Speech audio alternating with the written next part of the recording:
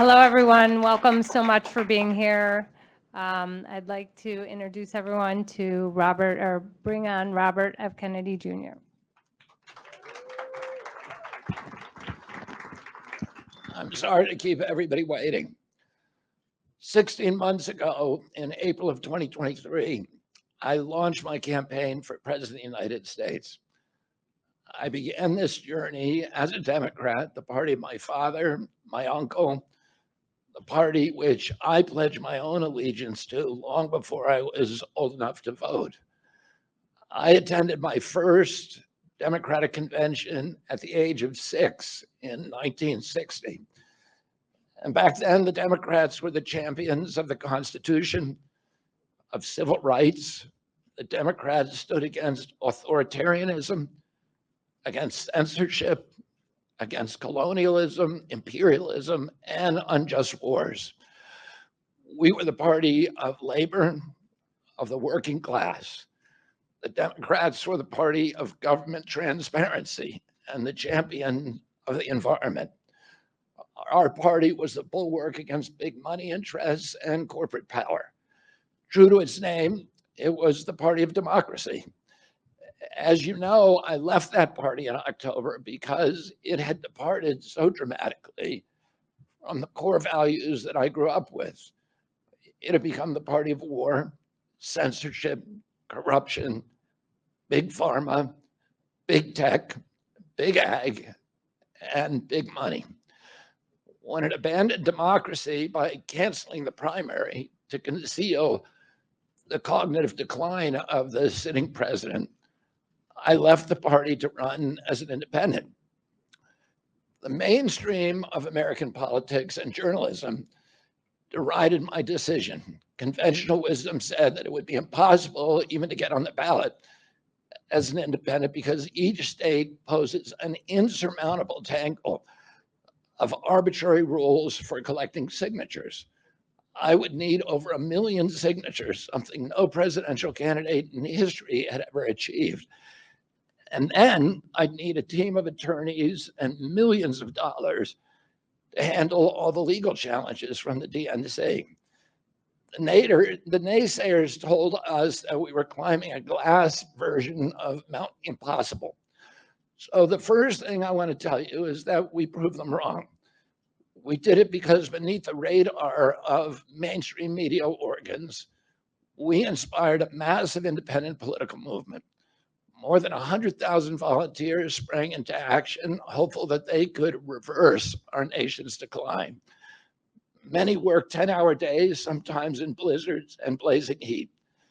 They sacrificed family time, personal commitments, and sleep month after month, energized by a shared vision of a nation healed of its divisions. They set up tables at churches and farmers markets. They canvassed door to door. In Utah and in New Hampshire, volunteers collected signatures in snowstorms, convincing each supporter to stop in the frigid cold, to take off their gloves, and to sign legibly. During a heat wave in Nevada, I met a tall, athletic volunteer who cheerfully told me that he had lost 25 pounds collecting signatures in 117-degree heat. To finance this effort, young Americans donated their lunch money, and senior citizens gave up part of their Social Security checks. Our 50-state organization collected those millions of signatures and more. No presidential campaign in American political history has ever done that. And so I want to thank all of those dedicated volunteers and congratulate the campaign staff who coordinated this enormous logistical feat. Your accomplishments were regarded as impossible. You carried me up that glass mountain. You pulled off a miracle. You achieved what all the pundits said could never be done.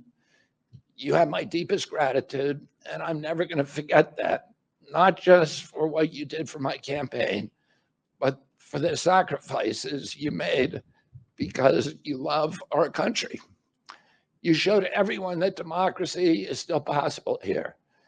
It continues to survive in the press and in the idealistic human energies that still thrive beneath the canvas of neglect and of official and institutional corruption.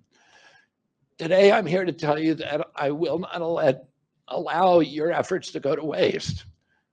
I'm here to tell you that I will leverage your tremendous accomplishments to serve the ideals that we share, the ideals of peace, of prosperity, of freedom, of health, all the ideals that motivated my campaign.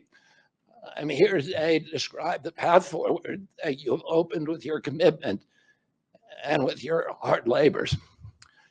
Now, in an honest system, I believe that I would have won the election. In a system the kind that my father and my uncles thrived in, a system with open debates, with fair primaries, with regularly scheduled debates, with fair primaries, and with a truly independent media untainted by government propaganda and censorship. In a system of nonpartisan courts and election boards, everything would be different. After all, the polls consistently showed me beating each of the other candidates, both in favorability and also in head-to-head matchups. But I'm sorry to say that while democracy may still be alive at the grassroots, it has become little more than a slogan for our political institutions, for our media, and for our government, and most sadly at all for me, the Democratic Party. In the name of saving democracy, the Democratic Party set itself to dismantling it, lacking confidence in its candidate, that its candidate could win in a fair election at the voting booth. The DNC waged continual legal warfare against both President Trump and myself. Each time that our volunteers turned in those towering boxes of signatures needed to get on the ballot, the DNC dragged us into court, state after state, attempting to erase their work and to subvert the will of the voters who had signed those petitions. It deployed DNC-aligned judges to throw me and other candidates off the ballot and to throw President Trump in jail. It ran a sham primary that was rigged to prevent any serious challenge to President Biden. Then, when a predictably bungled debate performance precipitated the palace coup against President Biden, the same shadowy DNC operatives appointed his successor, also without an election. They installed a candidate who was so unpopular with voters that she dropped out in 2020 without winning a single delegate. My uncle and my father both relished debate. They prided themselves on their capacity to go toe to toe with any opponent in the battle over ideas. They would be astonished to learn of a Democratic Party presidential nominee who, like Vice President Harris, has not appeared in a single interview or an unscripted encounter with voters for 35 days. This is profoundly undemocratic. How are people to choose when they don't know whom they are choosing? And how can this look to the rest of the world? My father and my uncle were always conscious of America's image abroad because of our nation's role as the template for democracy, the role model for democratic processes, and the leader of the free world. Instead of showing us her substance and character, the DNC and its media organs engineered a surge of popularity for Vice President Harris based upon, well, nothing. No policies, no interviews, no debates, only smoke and mirrors and balloons in a highly produced Chicago circus. There in Chicago, a string of Democratic speakers mentioned Donald Trump 147 times just on the first day. Oh, who needs a policy when you have Trump to hate? In contrast, at the RNC convention, President Biden was mentioned only twice in 4 days. I do interviews every day. Many of you have interviewed me, Anybody who asks gets to interview me. Some days I do as many as 10. President Trump, who actually was nominated and won an election, also does interviews daily. How did the Democratic Party choose a candidate that has never done an interview or debate during the entire election cycle? We know the answers. They did it by weaponizing the government agencies. They did it by abandoning democracy. They did it by suing the opposition and by disenfranchising American voters. What most alarms me isn't how the Democratic Party conducts its internal affairs or runs its candidates. What alarms me is the resort to censorship and media control and the weaponization of the federal agencies. When a US president colludes with or outright coerces media companies to censor political speech, it's an attack on our most sacred right of free expression. And that's the very right upon which all of our other constitutional rights rest. President Biden mocked Vladimir Putin's 88% landslide in the Russian elections, observing that Putin and his party controlled the Russian press and that Putin prevented serious opponents from appearing on the ballot. But here in America, the DNC also prevented opponents from appearing on the ballot. And our television networks expose themselves as Democratic Party organs. Over the course of more than a year in a campaign where my poll numbers reached at times in the high 20s, the DNC aligned mainstream media networks maintain a near perfect embargo on interviews with me. During his 10-month presidential campaign in 1992, Ross Perot gave 34 interviews on mainstream networks. In contrast, during the 16 months since I declared, ABC, NBC, CBS, MSNBC, and CNN combined gave only 2 live interviews from me. Those networks instead ran a continuous deluge of hit pieces with inaccurate, often vile, pejoratives and defamatory smears. Some of those same networks and colluded with the DNC to keep me off the debate stage. Representatives of those networks are in this room right now, and I'll just take a moment to ask you to consider the many ways that your institutions have abdicated this really sacred responsibility, the duty of a free press to safeguard democracy and to challenge always the party in power. Instead of maintaining that posture of fear, skepticism toward authority, your institutions have made themselves government mouthpieces and stenographers for the organs of power. You didn't alone cause the devolution of American democracy, but you could have prevented it. The Democratic Party's censorship of social media was even more of a naked exercise of executive power.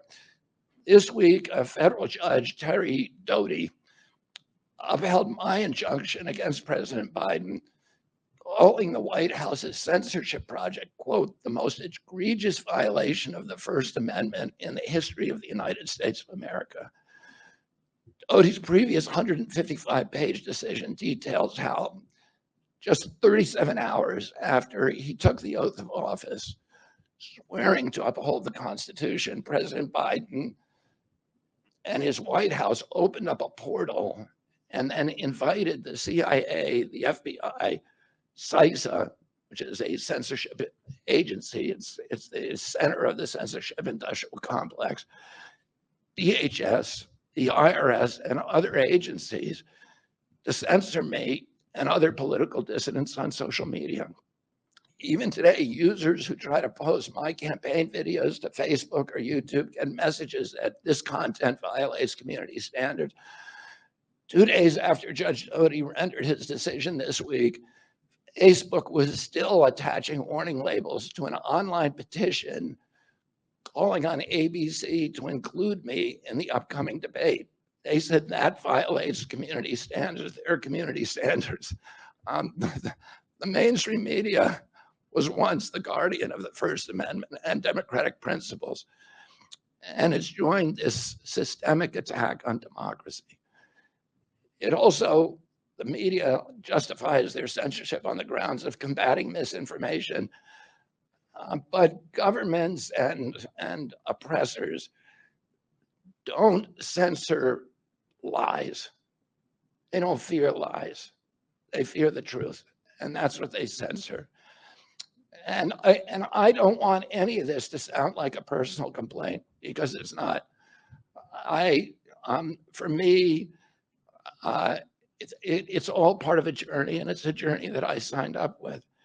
But I need to make these observations because I think they're critical for us doing the thing that we need to do as citizens in a democracy to assess where we are in this country and what our democracy still looks like, and the assumptions about US leadership around the globe. And are we living up? Are we really still a role model for democracy in this country?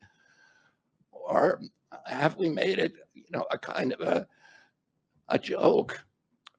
And here's the good news. While mainstream outlets denied me a critical platform, they didn't shut down my ideas, which have especially flourished among young voters and independent voters, thanks to the alternative media. Many months ago, I promised the American people that I would withdraw from the race if I became a spoiler. A spoiler is someone who will alter the outcome of the election but has no chance of winning. In my heart, I no longer believe that I have a realistic path to electoral victory in the face of this relentless systematic censorship and media control. So I cannot in good conscience ask my staff and volunteers to keep working their long hours or ask my donors to keep giving when I cannot honestly tell them that I have a real path to the White House. Furthermore, our polling consistently showed that by staying on the ballot in the battleground states, I would likely hand the election over to the Democrats, with whom I disagree on the most existential issues: censorship, war, and chronic disease. Oh, I want everyone to know that I am not terminating my campaign. I am simply suspending it and not ending it. My name my name will remain on the ballot in most states. If you live in a blue state, you can vote for me without harming or helping President Trump or Vice President Harris. In red states, the same will apply. I encourage you to vote for me. And if enough of you do vote for me, and neither of the major party candidates win 270 votes, which is quite possible. In fact, today our polling shows them tying at 269 to 269. And I could conceivably still end up in the White House in a contingent election. But in about 10 battleground states where my presence would be a spoiler, I'm going to remove my name. And I've already started that process and urge voters not to vote for me. It's with a sense of victory and not defeat that I'm suspending my campaign activities. Not only did we do the impossible by collecting 1 million signatures, we changed the national political conversation forever. Chronic disease, free speech, government corruption, breaking our addiction to war have moved to the center of politics. I can say to all who have worked so hard the last year and a half, thank you for a job well done. 3 great causes drove me to enter this race in the first place, primarily. And these are the principal causes that persuaded me to leave the Democratic Party and, and run as an independent. And now to throw my support to President Trump. The causes were free speech, a war in Ukraine, and the war on our children. I've already described some of my personal experiences and struggles with the government's censorship industrial complex. I want to say a word about the Ukraine war. The military industrial complex has provided us with a familiar comic book justification like they do on every war, that this one is a noble effort to stop a supervillain, Vladimir Putin, invading the Ukraine and then to thwart his Hitler-like march across Europe. In fact, tiny Ukraine is a proxy in a geopolitical struggle initiated by the ambitions of the US neocons or American global hegemony. I'm not excusing Putin for invading Ukraine. He had other options. But the war is Russia's predictable response to the reckless neocon project of extending NATO to encircle Russia, a hostile act. The credulous media rarely explain to Americans that we unilaterally walked away from 2 intermediate nuclear weapons treaties with Russia and then put nuclear-ready Aegis missile systems in Romania and Poland. This is a hostile act. And that the Biden White House repeatedly spurned Russia's offer to settle this war peacefully. The Ukraine war began in 2014 when US agencies overthrew the democratically elected government of Ukraine and installed a hand-picked pro-Western government that launched a deadly civil war against ethnic Russians in Ukraine. In 2019, America walked away from a peace treaty, the Minsk Agreement, that had been negotiated between Russia and Ukraine by European nations. And then in April of 2022, we wanted the war. In April of 2022, President Biden sent Boris Johnson to Ukraine to force President Zelensky to tear up a peace agreement that he and the Russians had already signed, and the Russians were withdrawing troops from Kiev and Donbass and Lugansk. And that peace agreement would have brought peace to the region and would have allowed Donbass and Lugansk to remain part of Ukraine. President Biden stated that month that his objective in the war was regime change in Russia. His Defense Secretary, Lloyd Austin, simultaneously explained that America's purpose in the war was to exhaust the Russian army, to degrade its capacity to fight anywhere else in the world. These objectives, of course, have nothing to do with what they were telling Americans about protecting Ukraine's sovereignty. Ukraine is a victim in this war, and it's a victim of the West. Since then, of Russia and both Russia and the West. Since then, we have, since tearing up that agreement, forcing Zelensky to tear up the agreement, we've squandered the flower of Ukrainian youth, as many as 600,000 Ukrainian kids and over 100,000 Russian kids, all of whom we should be mourning, have died, and the Ukraine's infrastructure is destroyed. The war has been a disaster for our country as well. We squandered nearly $200 billion already, and these are badly needed dollars in our communities, suffering communities all over our country. The Nord Stream pipeline sabotage and the sanctions have destroyed Europe's industrial base, which formed the bulwark of US national security. A strong Germany with a strong industry is a much stronger deterrent to Russia, and a Germany that is deindustrialized and turned into just an extension of US military base. We've pushed Russia into a disastrous alliance with China and Iran. We're closer to the brink of nuclear exchange than at any time since 1962. And the neocons in the White House don't seem to care at all. Our moral authority and our economy are in shambles. And the war gave rise to the emergence of BRICS, which now threatens to replace the dollar as the global reserve currency. This is a first-class calamity for our country.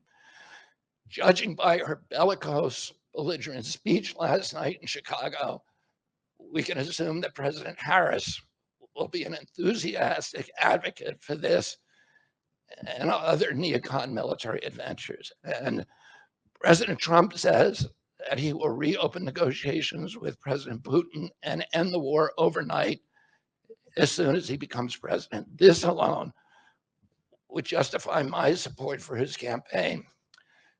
Last summer, it looked like no candidate was willing to negotiate a quick end to the Ukraine war, to tackle chronic disease epidemic, to protect free speech, our constitutional freedoms, to clean corporate influence out of our government, or to defy the neocons and their agenda of endless military adventurism. But now one of the two candidates has adopted these issues as his own, to the point where he has asked to enlist me in his administration. I'm speaking, of course, of Donald Trump. Less than 2 hours after President Trump narrowly escaped assassination, Callie Means called me on my cell phone. I was then in Las Vegas. Callie is arguably the leading advocate for food safety, for soil regeneration, and for ending the chronic disease epidemic that is destroying America's health and ruining our economy. Callie has exposed the insidious corruption at the FDA, the NIH, the HHS, and the USDA that has caused the epidemic. Callie had been working on and off for my campaign, advising me on those subjects since the beginning. And those subjects have been my primary focus for the last 20 years. I was delighted when Callie told me that day that he had also been advising President Trump. He told me President Trump was anxious to talk to me about chronic disease and other subjects and to explore avenues of cooperation. He asked if I would take a call from the president. President Trump telephoned me a few minutes later, and I met with him the following day. A few weeks later, I met again with President Trump and his family members and closest advisors in Florida. In a series of long, intense discussions, I was surprised to discover that we are aligned on many key issues. In those meetings, he suggested that we join forces as a unity party. We talked about Abraham Lincoln's team of rivals. That arrangement would allow us to disagree publicly and privately and fiercely, if need be, on issues over which we differ, while working together on the existential issues upon which we are in concordance. I was a ferocious critic of many of the policies during his first administration, and there are still issues and approaches upon which we continue to have very serious differences. But we are aligned with each other on other key issues like ending the forever wars, ending the childhood disease epidemics, securing the border, protecting freedom of speech, unraveling the corporate capture of our regulatory agencies, getting the US intelligence agencies out of the business of propagandizing and censoring and surveilling Americans and interfering with our elections.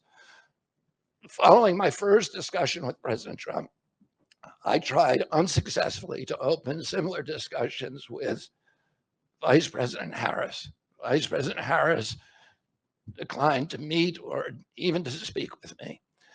Suspending my candidacy is a heart-rending decision for me, but I'm convinced that it's the best hope for ending the Ukraine war and ending the chronic disease epidemic that is eroding our nation's vitality from the inside, and for finally protecting free speech. I feel a moral obligation to use this opportunity to save millions of American children above all things. In case some of you don't realize how dire the condition is of our children's health and chronic disease in general, I would urge you to view Dr. Carlson's recent interview with Callie Means and his sister, Dr. Casey Means, who is the top graduate of her class at Stanford Medical School. This is an issue that affects all of us far more directly and urgently than any culture war issue and all the other issues that we obsess on and that are tearing apart our country. This is the most important issue. Therefore, it has the potential to bring us together. So let me share a little bit about why I believe it's so urgent. Today, 2/3, we spend more on healthcare than any country on earth, twice what they pay in Europe. And yet we have the worst health outcomes of any nation in the world. We're about 79th in health outcomes behind Costa Rica and Nicaragua and Mongolia and other countries. Nobody has a chronic disease burden like we have. And during the COVID epidemic, we had the highest body count of any country in the world. We had 16% of the COVID deaths, and we only have 4.2% of the world's population. And CDC says that's because we are the sickest people on earth. We have the highest chronic disease rate on earth. And the average American who died from COVID had 3.8 chronic diseases. So these were people who had immune system collapse, who had mitochondrial dysfunction. And no other country has anything like this. 2/3 of American adults and children suffer from chronic health issues. 50 years ago, that number was less than 1%. So we've gone from 1% to 66%. In America, 74% of Americans are now overweight or obese, and 50% of our children. 120 years ago, when somebody was obese, they were sent to the circus. There were case reports done about them. Obesity was almost unknown.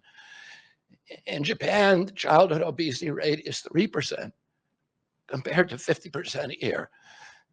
Half of Americans have pre-diabetes or type 2 diabetes. When my uncle was president and I was a boy, juvenile diabetes was effectively non-existent.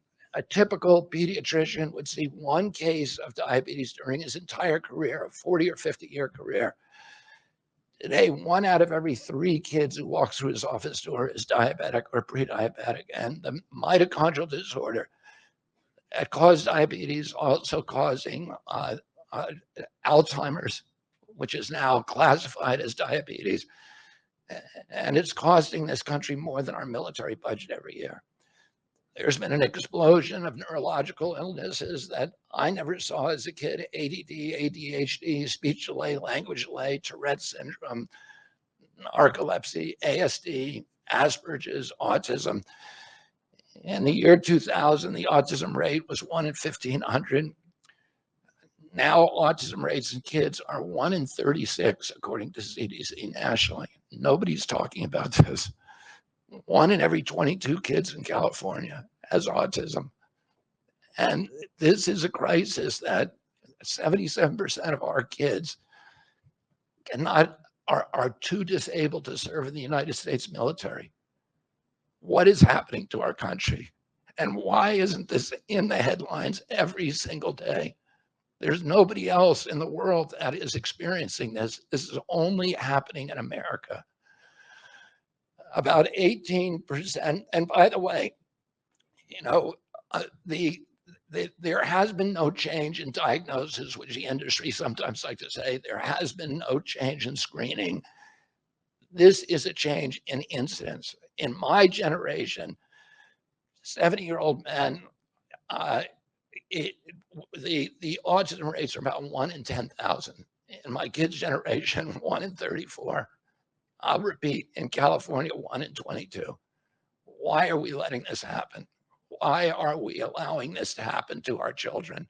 These are the most precious assets that we have in this country. How can we let this happen to them? About 18% of American teens now have fatty liver disease. That's like 1 out of every 5. That disease, when I was a kid, only affected late-stage alcoholics who were elderly. Cancer rates are skyrocketing in the young and the old. Young adult cancers are up 79%. 1 in 4 American women is on antidepressant medication. 40% of teens have a mental health diagnosis. And 15% of high schoolers are on Adderall, and 500,000 children on SSRIs. So what's causing this suffering? I'll name 2 culprits. First, and the worst, is ultra-processed food. About 70% of American children's diet is ultra-processed. That means industrial, manufactured in a factory. These foods consist primarily of processed sugar, ultra-processed grains, and seed oils. Laboratory scientists many of whom formerly worked for the cigarette industry, which purchased all the big food companies in the 1970s and 80s, deployed thousands of scientists to figure out new chemicals to make the food more addictive. And these ingredients didn't exist 100 years ago. Humans aren't biologically adapted to eat them. Hundreds of these chemicals are now banned in Europe, but ubiquitous in American processed foods. The second culprit is toxic chemicals in our food, our medicine, in our environment.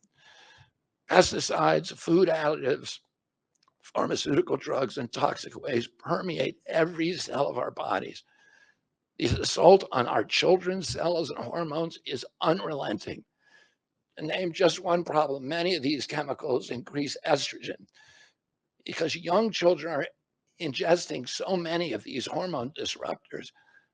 America's puberty rate is now occurring at age 10 to 13, which is 6 years earlier than girls were reaching puberty in 1900. Our country has the earliest puberty rates of any continent on the earth. And no, this isn't because of better nutrition. This is not normal. Breast cancer is also estrogen driven, and it now strikes 1 in 8 women. We are mass poisoning all of our children and our adults. Considering the grievous human cost of this tragic epidemic of chronic disease, it seems almost crass to mention the damage it does to our economy. But I'll say it is crippling the nation's finances. When my uncle was president, our country spent $0 on chronic disease. Today, government healthcare spending is almost all for chronic disease, and it's double the military budget. And it is the fastest growing budget item in the federal budget.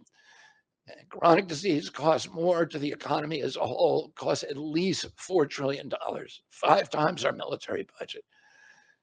And that's a 20% drag on everything we do and everything we aspire to. Poor and minority communities suffer disproportionately. People who worry about DEI or about bigotry of any kind, this dwarfs anything. We are poisoning the poor. We are systematically poisoning minorities across this country. Industry lobbyists have made sure that most of the food stamp lunch program, about 70% of food stamps and 70 or 77% of school lunches are processed foods. There's no vegetables. There's nothing that you would want to eat. We are just poisoning the poor citizens, and that's why they have the highest chronic disease burden of anybody, any demographic in our country, and the highest in the world.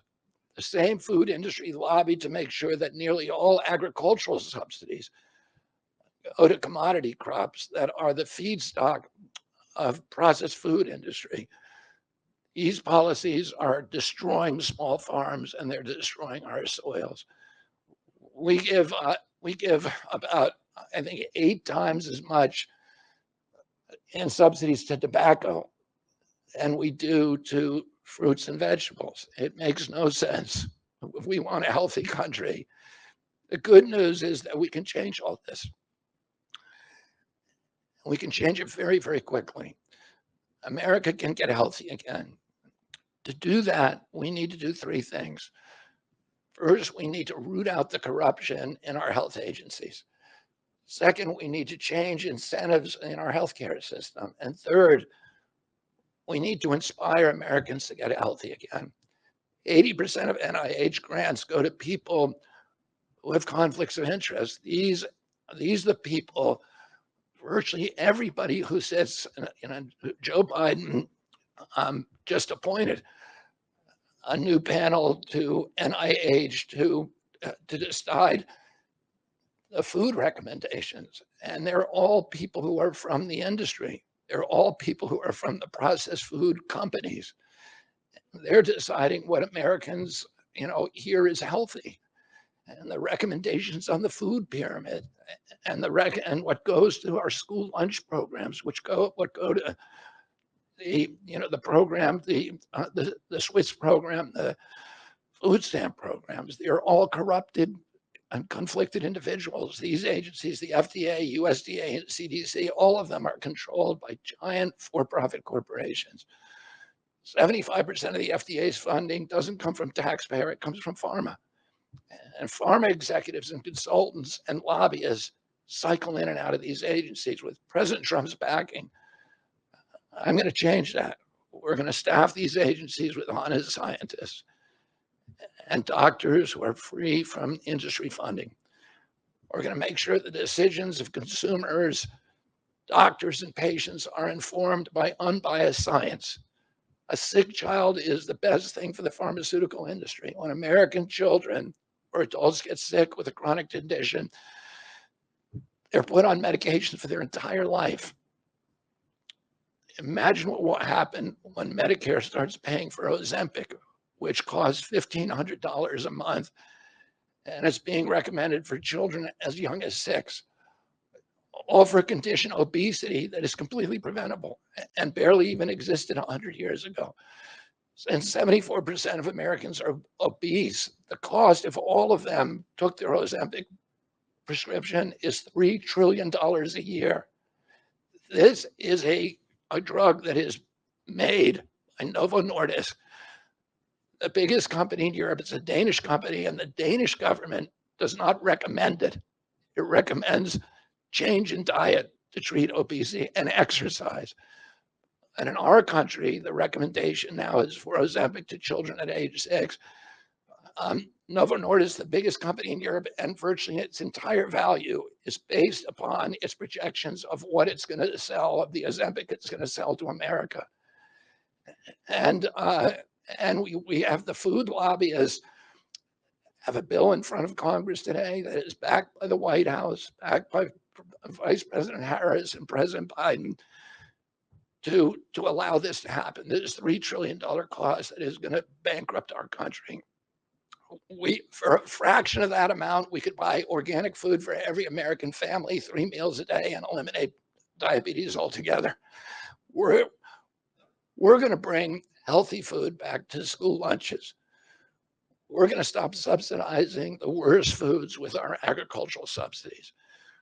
We're going to get toxic chemicals out of our food. We're going to reform the entire food system. And for that, we need new leadership in Washington, because unfortunately, both the Democrats and the Republican parties are in cahoots with the big food producers, Big Pharma and Big Ag, which are among the DNC's major donors. Vice President Harris has expressed no interest in addressing this issue. 4 more years of Democratic rule will complete the consolidation of corporate and neocon power, and our children will be the ones who suffer most. I got involved with chronic disease 20 years ago, not because I chose to or wanted to. It was essentially thrust upon me. It was an issue that should have been central to the environmental movement. I was a central leader at that time, but it was widely ignored by all the institutions, including the NGOs, who should have been protecting our kids against toxins. It was an orphaned issue, and I had a weakness for orphans. I watched generations of children get sicker and sicker. I had 11 siblings, and I had 7 kids myself. I was conscious of what was happening in their classrooms and to their friends, and I watched these sick kids, these damaged kids. In that generation, almost all of them are damaged. And nobody in power seemed to care or to even notice. For 19 years, I prayed every morning that God would put me in a position to end this calamity. The chronic disease crisis was one of the primary reasons for my running for president, along with ending censorship in the Ukraine war. It's the reason I've made the heart-wrenching decision to suspend my campaign and to support President Trump. This decision is agonizing for me because of the difficulties it causes my wife and my children and my friends. But I have the certainty that this is what I've meant to do. And that certainty gives me internal peace, even in storms. If I'm given the chance to fix the chronic disease crisis and reform our food production, I promise that within 2 years, we will watch chronic disease burden lift dramatically. We will make Americans healthy again. Within 4 years, America will be a healthy country. We will be stronger, more resilient, more optimistic, and happier. I won't fail in doing this. Ultimately, the future, however it happens, is in God's hands and in the hands of the American voters and those of President Trump. If President Trump is elected and honors his word, the vast burden of chronic disease that now demoralizes and bankrupts the country will disappear. This is a spiritual journey for me. I reached my decision through deep prayer, through hard-nosed logic, and I asked myself, what choices must I make to maximize my chances to save America's children and restore national health?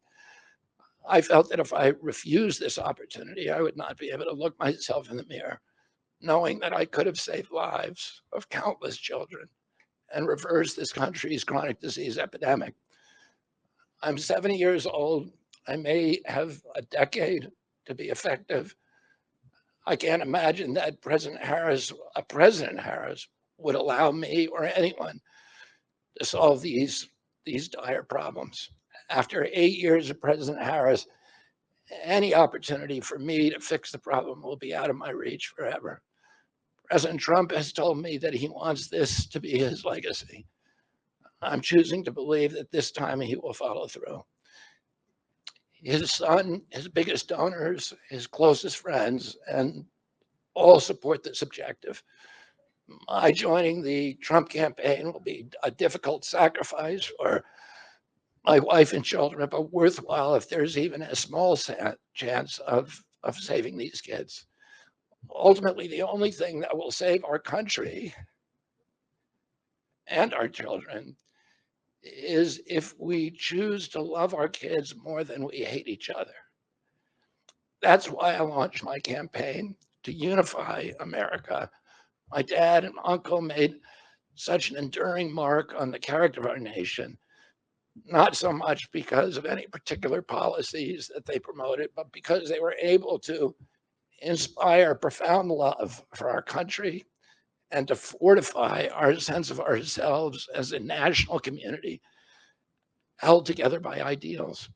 They were able to put their love into the intentions and hearts of ordinary Americans and to unify a national populist movement of Americans, Blacks and whites, Hispanics, urban and rural Americans.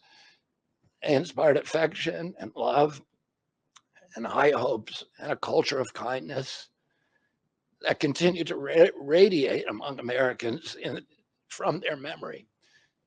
That's the spirit on which I ran my campaign and that I intend to bring into the campaign of President Trump. Instead of vitriol and polarization, I will appeal to the values that unite us, the goals that we could achieve if only we weren't at each other's throats. The most unifying theme for all Americans is that we all love our children. If we all unite around that issue now, we can finally give them the protection, the health, and the future that they deserve. Thank you all very much.